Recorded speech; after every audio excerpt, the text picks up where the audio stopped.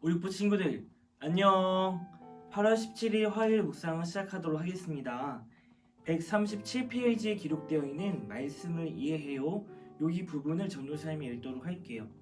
이스라엘 사람들은 아브라함의 자손인 자기들만 하나님의 사랑을 받아야 한다고 생각했습니다. 자기들만 하나님을 믿어야 한다고 생각했습니다. 하지만 하나님께서는 다른 나라 사람들도 부르셔서 하나님을 알게 하실 것입니다. 그들을 먼 나라로 보내서 하나님의 영광을 더 널리 전하게 하실 것입니다. 다른 나라 사람들이 이제는 이스라엘 사람들과 형제가 되는 것입니다. 앞으로 온 땅에서 모든 나라 사람들이 하나님을 믿는 백성이 되어서 하나님을 예배할 것입니다. 이스라엘이 하나님을 백성으로서 누리던 복을 함께 누리게 될 것입니다. 오늘은 이사야서 66장 19절에서 23절까지 말씀입니다. 앞전에 말씀을 이해해요 부분에서 나온 것처럼 이스라엘 백성들은 어떻게 생각했었냐면 자신들만이 하나님에게 선택을 받았다고 생각했습니다. 그렇기 때문에 자신들만 우월하다는 생각을 가지고 있었고 다른 나라 사람들을 불결한 사람들로 생각했습니다. 하지만 하나님께서는 19절 말씀에 나와 있는 것처럼 다시스와 리비아와 활 쏘는 사람들의 나라인 리디아와 두발과 그리스와 내 이름을 들은 적도 없고 내 영광을 본 적도 없는 먼 나라 사람들에게 내 민족을 보내어서 그들이 내 영광을 그들에게 알려줄 것이다 라고 이렇게 이야기하고 있죠. 그래서 20절 말씀에서는 모든 민족들이 나 여호와에게 예물을 바칠 것이다 라고 이야기하고 있습니다. 그리고 심지어는 21절 말씀에 어떻게 기록하고 있습니까?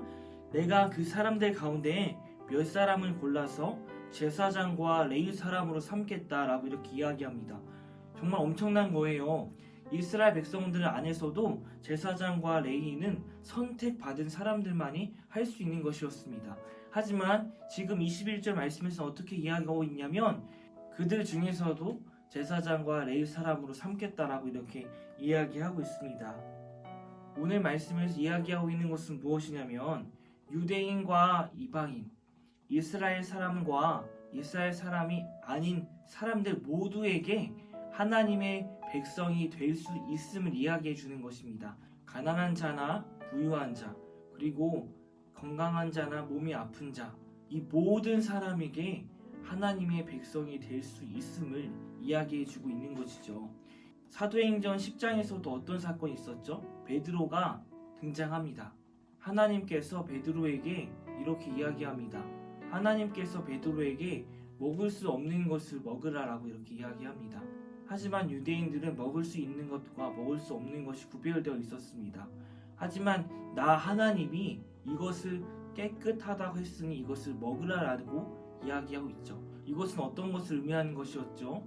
베드로가 이방인에게 복음을 전하게 하게끔 하는 것이었습니다. 베드로는 이방인이 깨끗하지 못하다고 해서 불결하다고 해서 그것을 할 수 없음을 이야기하는 것이었고요.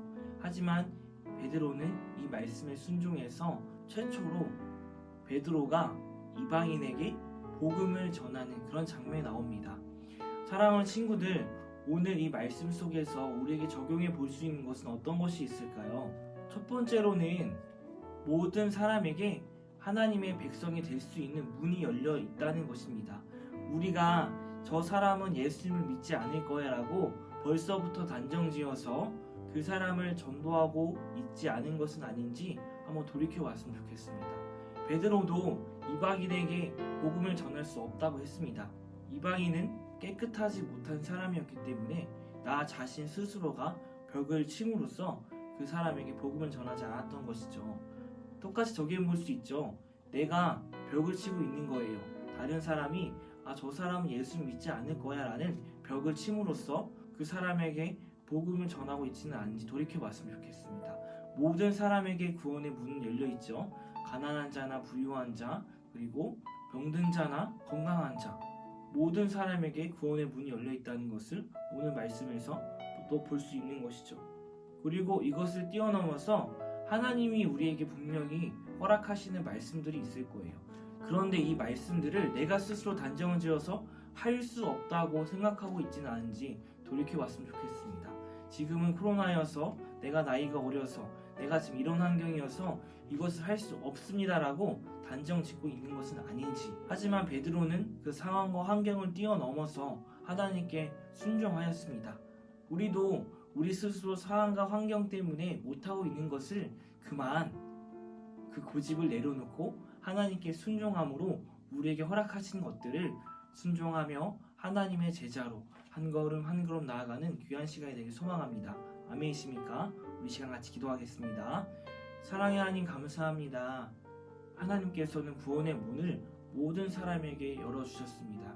하나님, 그 놀라운 사랑을 우리가 다시금 깨달아서 우리 주변 사람들에게 예수님을 전할 수 있는 귀한 시간 될 수 있도록 인도하여 주시고, 우리 스스로 할 수 없다고 판단하여서 하나님께서 우리에게 허락해 주시는 그 말씀들을 순종하지 않는 것이 아니라 상황과 환경을 뛰어넘어 일하실 하나님을 기대하면서 하나님께 순종하며 나아갈 수 있는 귀한 시간 될 수 있도록 인도하여 주시옵소서. 이 모든 말씀 예수님의 이름으로 기도드렸습니다. 아멘. 자, 우리 친구들 오늘 말씀 묵상은 이렇게 마쳤고요. 우리 이번 주는 기도 캠페인으로 진행되고 있습니다. 은평성교육교회 교육부 유튜브에서 담임 목사님께서 매일 아침 7시에 축복 기도를 해주시고 계셔요. 그 축복 기도를 듣고 하나님의 축복을 경험할 수 있는 귀한 시간이 되었으면 좋겠습니다. 아멘이십니까? 우리 그러면 목요일날 같은 시간에 만나도록 할게요. 친구들 목요일날 봐요. 안녕.